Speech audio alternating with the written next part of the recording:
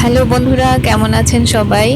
আমি অর্ককে নিয়ে একটি মন্দিরে ঘুরতে এসেছি। লোকমুখে শুনেছি এটি খুব জাগ্রত।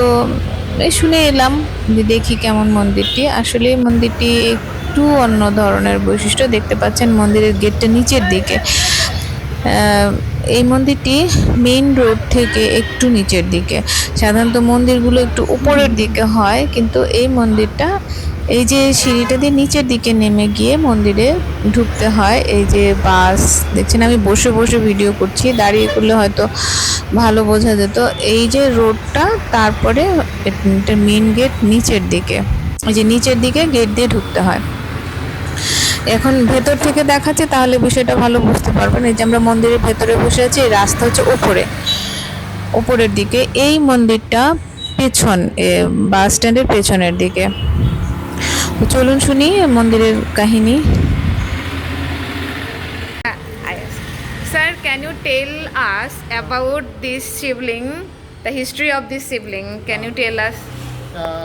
शिवलिंग में 1948 is Jeva Samadhi. Sri Subbaya Swamigal. Any questions asking you directly your speech. Okay. You are anything you thinking, but sometimes you are watching nearby Subbaya. And another.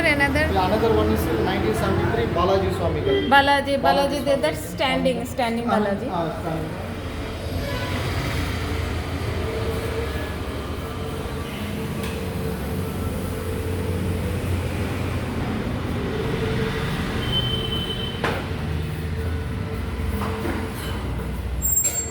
Wow.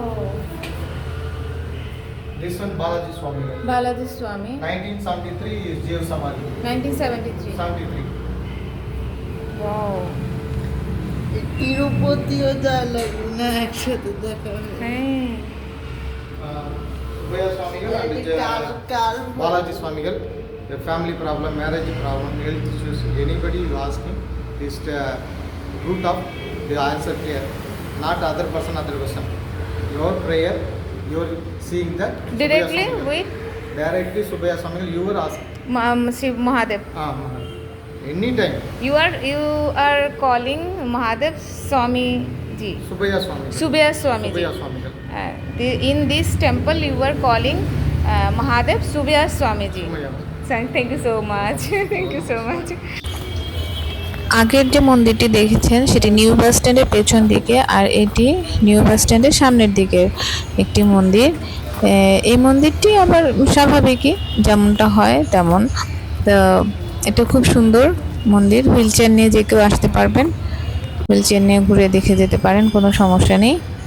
আর ওই আগের মন্দিরটিতে হুইল চেয়ার নিয়ে ভেতরে ঢুকতে একটু কষ্ট হবে, wheel chair নিয়ে ভেতরে ঢোকা যাবে না, কারণ খুব কনজেস্টেড। এটার আবার ক্যাম্পাসটা বেশ বড় সড়ই আছে।